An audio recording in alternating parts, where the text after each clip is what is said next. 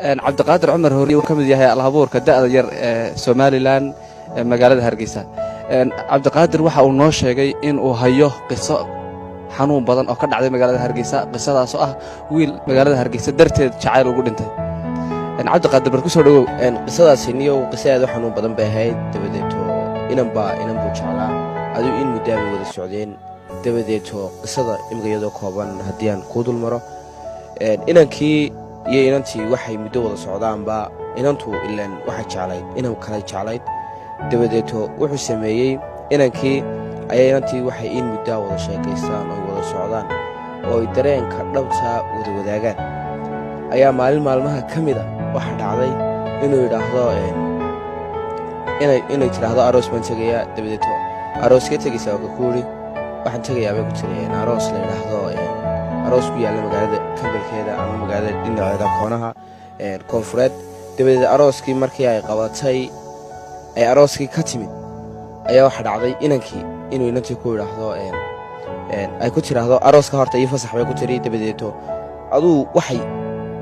kale ood garanaysaa dad isjeceli inay isfasaxaan oo dabadeeto ay tagaan qofku xabi fasax ayay ku tiri. dabadeed wuxuu ku yidhi xabi ma iska joogtaa arooska? waxaa ku tiri maye waan tegayaa arooska. maye waxay noo fiican buu ku yidhi innagoo ka wada hadalnay madinaga deyni goor markaa maqrib u sheegtay. dabadeed hayay ku heshiiyeen. markay daadu yar hanjabtay tiri dee maxaa arooska ama ii fasax ama ay fasaxin waan tegayaa ay ku tiri go'aansatay iyadu. dabadeed way tagtay arooska waxay u raacaysaa daba markaa inan ay saaxiibo yihiin jacaylkeeda iyo inanta ay saaxiibka yihiin bay israaciyey. way qabteen arooskii markii haddaba ka timid ayay ku soo rogeen ayay ku dejiyeen meesha la yidhahdo isha boorama iyaduna waxay gelaysa caalamada. dabadeeto markii ay ka degtay gaadhigii ay ka degtay ayaa markaa waxa la kulmay rag dee xabaglayaala saa u taqaanid dee raggan daroogoyaasha. dabadeeto markii ay halkaa kaga degeen ayay dooneen inay raggii dee kubsadaan ama ay qabqabtaan.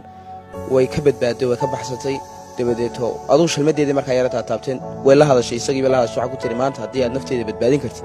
kaalay oo maanta nafteeda badbaadi. dabadeed uu badbaadiyey oo uu ka yimid jigjigeer marka goolada sare u gelayay ilaa intaasuu masaafo markaa 12 habeenimo markaa ahayd ayuu masaafada intaa lagu soo jaray. way timi uu yimid markuu yimid ayay si jagaara ugu tiri maxaad xilligaa qabanaysay haddaad nafteeda jecesha xilligan iimaa timaadeen. dabadeeto raggii buu doonay inuu la dagaalamo. waxay ku tiri maya hala dagaalaminayna mar iska dhaafne wuu kaxeeyey. markaa lacag may haysanoo markaa 2,000 oo markaa ay saaxiibadeed sii siisay oo keliya haysteen markaa basna mabuu jirinba. way ka tegeen aduu markay tegeen uu xaafadoodii iyadii geeyey ayuu soo noqday. wuxuu ku soo noqday isha boorama. markuu isha boorama ku soo noqday ayuu raggii doonay inuu la dagaalamo. raggii baa markaa dhaawac gaadhsiiyey isaga madaxa gaadhsiiyey raggii markaa daroogayaasha ahaa ee xilligaa dambe dee halkaa ku cabbayey daroogada. dabadeeto aduu raggii nabar bay ku dhufteen madaxay kaga dhufteen wuu dhacay wuu yar dhiig baxay. markaa gaadhi baa badbaadiyey nin gaadhi wataa badbaadiyey. dabadeed dhakhtarkaa la geeyey aduu ninkii sidii buu ku badbaaday. dabadeed markaa halkan waxay u joogtay iyadu waxbarasho oo waxay ka soo jeeday gobolka loo yaqaano boorama. waxay tiri dee waxbarashadii aniga way dhammaatay. markaa xilligaas waxa weeyaan bishii koowaad bay 2018 bishii koowaad ayay markaasi fooda ku soo haysay. dabadeeto ninkii ayaa ku yidhi maxaa hayday dee iyadii baa ku tiri waxaan tegayaa boorama haye buu ku yidhi haddaad boorama tegaysid deena waxaan doonaya inaan mustaqbal kula yeesho xidhiidh kula yeesho. isagu markaa waxbarashuu ka yimid oo dee walaalkii waxbarashada ka bixin jiray ayuu dee halkan joogay. aduu inankii wuxuu tegey maxaa hayday boorama ayay gabadhi ku noqotay. inankiina halkanuu iska joogay. aduu markay ilaa 2 bilood ka soo wareegeen ayay inantii habeenada ka mid a haddana ku tiri aroos baan tegayaa. wuxuu ku yidhi xayo arooskii hore wixii naga soo maray waad ogeyd dhibaatadii naga soo martay waad ogeyd maxaad arooskan ka doonaysaa? markaa nabarkii ku dhacayna dee uu ku yaallo oo halkan door bay isugu hor yimaadeen maalmaha ka mid a lugii haddana isku yar cadhaysan. markaasay ku tiri aduu hadal baa la isweydaarsaday oo dee waad garanaysaa dad dee isjeceli colna maaha nabadna maaha siina aaminsannahay. markaa waxay ku tiri de maxaa nabarkan ku yaalo? wuxuu ku yidhi habeenkii dhaweedeen arooska markaa dee tegayey ayuu taasuu kaga badbaaday oo dee waa tii ku lahayd dee arooska ha tegin ayay ku tiri. dabadeed nabarkan ku dhacay ayay dee la yaabtay oo dee iyada dhibaato ku noqotay oo dee way ka yar naxday. haddana dee si yaro gocakeeran bay ula yar hadashay. haddaba arooskaasaan tegayaa bay haddana ku tiri. markaasuu ku yidhi arooskan xabiib ha tegine iska joog kii hore wixii naga soo gaadhaad ogeyde. markaa way ka yeeli weyd waxay tiri niyow madi amarta aniga nin baaban 3 sanood la sheekaysanayey oonu in muddaa 3 sano wada sheekaysanaynay ee noloshayda faraha iga qaad booramaan joogaa isaguna boori buu joogaa wuu jeceliyay anna waan jecelahay markaa waadigiyo garaadka siaad iiga hadhaysid dabadeetoo aad bay uga adkaato noloshiisi aad bay uga cakirantay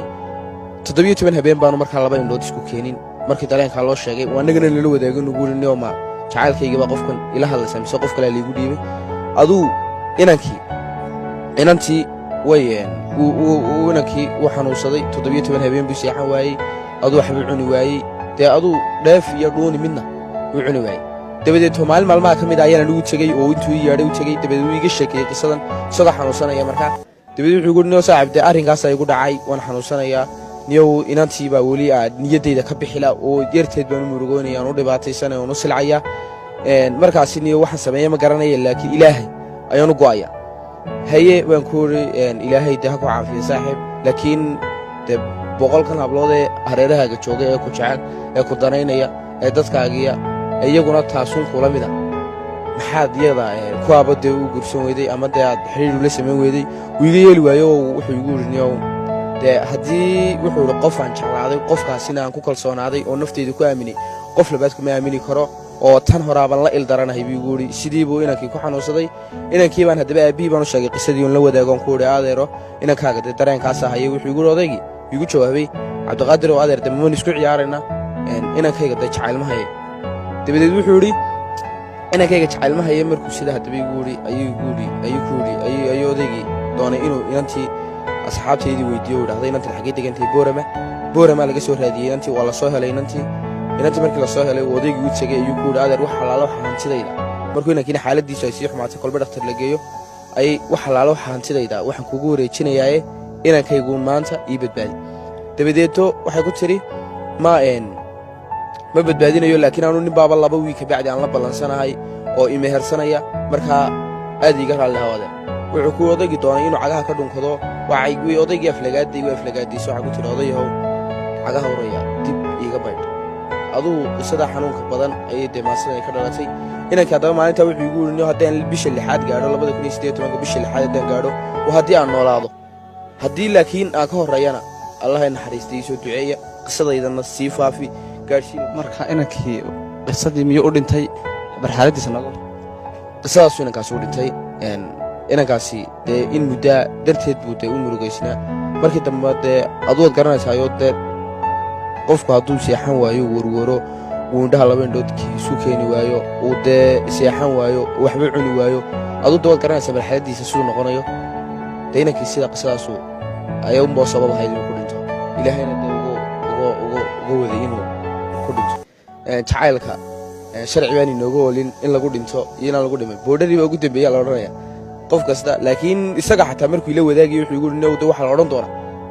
xataa sida maasadan ku cad waxa la odhan doonaa markaan ku wada sheekisanay maasadan ka curiyey aanna dhex maraysa annaga wuxuu yidhi dee dad badan baa odhan doona dee ma dhacaysa qisadani laakiinse waa boodhari dicdi kamay dambe bay soo odhanayaan dadku laakiin dad badan baa jira oo isku deldelay inan darteed oo isku deldelay oo dhibaato badan u maray hawlo waaye maasadii maxaad ka xasuustaa maasadii waxaan ka xasuustaa waxay tidhaahdaa dhiganaha jacaylkee dhoohanaanta diidee dherarkiisu dheer yahay bilicdiisu dhean tahay hadba dhool hillaaciyo iftinkiisu dhin yahay cidduu dheegga saatana dhayal uga dhaqaaqayn dhulka ruux ka haajira ayuunbaan dhibtoonayn inta dhacya eegaan dhibcadhiiga weeyaan xinjir iyo dhib weeyaan dadka dhaawacoodila dhoohanaha dhiggiisana dheeldheel ku weerara dhaaxuu dhallaaniyo dilaydhaayaheennii dhaaxuu jidhkoodiyo jaray dhaqashadoodu aan dhammaysba weli noqon shaahid iyo dhankiisana arkay ruuxu dholondholay jiidhkiisa dhinac go'ay dhibban oo dhareerkuna canka uu ka dhaadhacay oon danaynin dhaashiga dheeftana warkeeddaa dhakhtaryo dhiggiisuna garan waa wax loo dhigo walow uu dhib iyo dheef dhinacyada ka haysto noloshiisa oo dhammi dheelli ay ku sugan tahay walow uu dhib iyo dheef dhaxan iyo dhadhamadiid taladiisa oo dhigan dhugashada ku weeliye anna idhi dhankaygii hadal la dheefsadee awa dhidibsanaantii quruxdiiyo dhisnaantii wuxuu yidhi la dheefsade jacayl aan dhisnayn baa qalbigayga dheeli markaa waa sheekadii annagana dhex marisay ka dhex sameeyey qisada sheekadiina dhex martay aan ku soo koobay jacayl aan dhisnayn baa qalbigayga dheeliyey qof aanii dhowayn bay dhaayahaygu dooneen qof aan dhaawacaygiyo dhihi karin quluubta dhuuxaygu tabeeya dadku dhaadan weeyo wadnahayga may dhugan dhugdhugtiyo gariirka dhagahooda culilaa hadday dhabu dhegaystaan dhowaantaan jeclaaba warka loo dhigdhigilaa hadday dhaxal ka reebaan kama maarmi jirin dhool dhibta waan ka dadi jiray dhiig baanu qubi jiray dhidid baanu huri jiray saqda dhexa habeenkii dhafar baanu geli jiray iyaduna dhammaysow caqligeedu maba dhihin dhabtii wuu ku jecel yahay dhakafaar jacaylbaa dhoofii horseedee ma anaa dhantaaliyo liga dheegi laha hees mise waayahaa dhigay inaan dhaaxan kala go' xanuun waa dhadhamiyee dhaskiyuu ku dhacayaa nafsigaygu dhilayaa anna idhi dhankaygii saaxiib dhigaygow kulankaan ku dhaateen u qubaayo dhiigow taladayda dhigo oo dhayal hayga dheeraan dadka qaar dhigaygow looma dhiila sheegtee dhabti gara ayaamaha dadka qaar la dhaadhaca dhabti gara dhammaysow waxa dheeman kula jira oo markaan ku lahaa dee dumarkan badana dee xidhiidhka kuwan de la samee dhabti gara dhammaysow waxa dheeman kula jira ee dhaayo quruxliyo kugu daya dhabeelnimo wuxuu yidhi la dheebsaday dhimashadu xaq weeyo nin kastaaba dhoobada dhaban iilka wuu dhigi anna maalin waan dhiman dadka waan ka dheeraan dhambaalkaygu wuu iman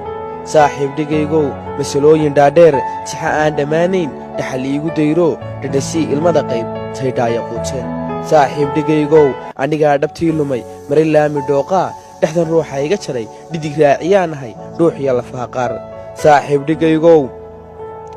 saaxiib dhigaygow dadka gebi dhammaantood uga warran dhibtaydii iyo dhaaxa orodkii lagu dhibay adduunyada dadka gebi dhammaan una sheeg dhantaallada qumic iyo dhadhaarada dhabarkayga taxanoo sida cashar u soo dheeg saaxiib dhigaygow kolba uura soo dhali ase ruuxa dhaafow hay dhaliilin oo qudha dhooba dhinaca saare intaasi markaa maa sidug soo gabagaboobsa